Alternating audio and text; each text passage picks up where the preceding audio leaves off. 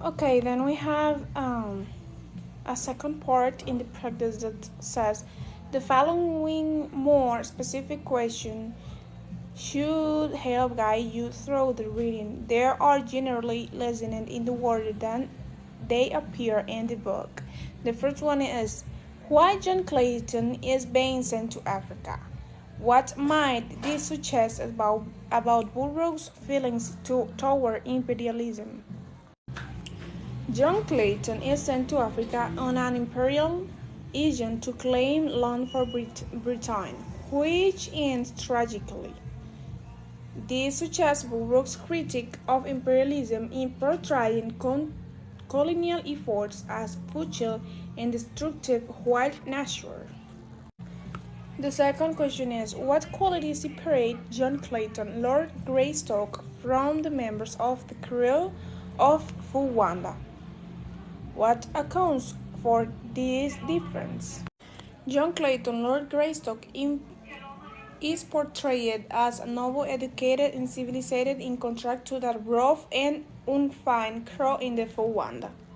Number 3. How does the abandoned couple deal with their first experience with a great ape?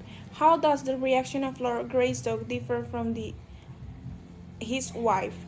Lord Greystock reacts with fear and awe when he first encounters the great ape, while his wife, Lady Greystock, is horrified and immediately sees as a threat to their safety. Number 4. Who does Tarzan believe in his mother? Why is she so devoted to him? How does Burroughs characterize their relationship? Okay.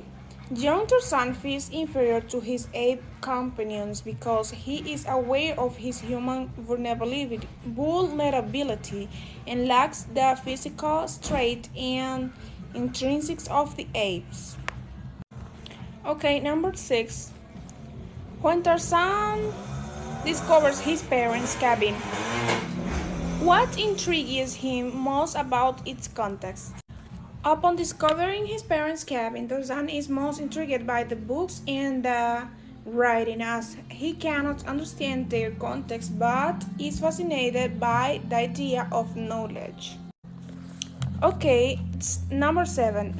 What technology does Tarzan employ to kill to blood? In what other ways does he shows himself to be superior to his ape family?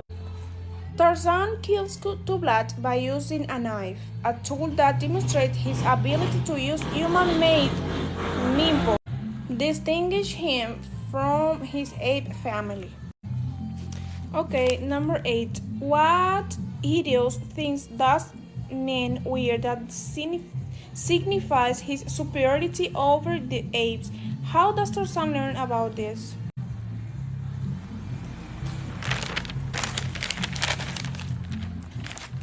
Tarzan noticed that humans wear clothes, which he sees as a mark of superiority over the apes, who are bare-skinned. Number 9. How does Burroughs describe the native blacks? What does Burroughs suggest contributed to their savagery? What corrupting influence have they removed themselves from?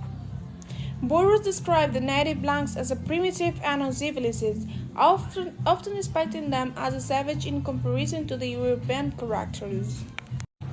Number 10. Why and how does Tarzan kill the native Kulonga?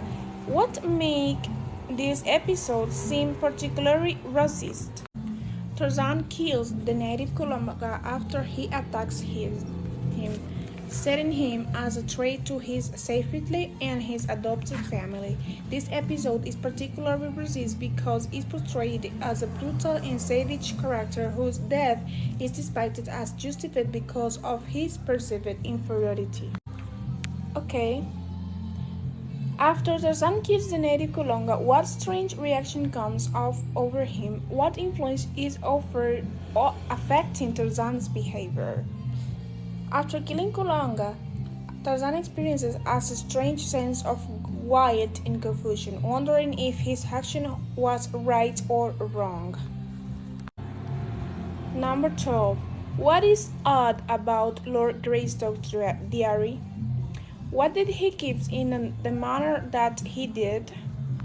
Lord Greystoke's diary is odd because it's written in a way that mixes both his civilized upbringing and his struggle to survive in the jungle, blending his two identities. With what act does Tarzan proclaim himself king of the apes? Tarzan proclaimed himself king of the apes after he defeats the ape Kerchak in a fight for leadership, asserting his dominance and strength over a tribe. How does he subdue Turcos? Why doesn't he kill him when he has the chance? Tarzan subdues Turcos by using his strength and intelligence, outriding him in a fight. He doesn't kill Turcos because he sees no need for further violence and likely recognizes that Turcos is driven by an instinct rather than malice. Why does Tarzan renounce his position as the king of the apes? What does he want to do instead? Tarzan renounces his position as the king of the apes because he feels a growing desire to find his true identity and understand his human origins. How would you describe the crowd that deposited the Port's Creighton party and the beach?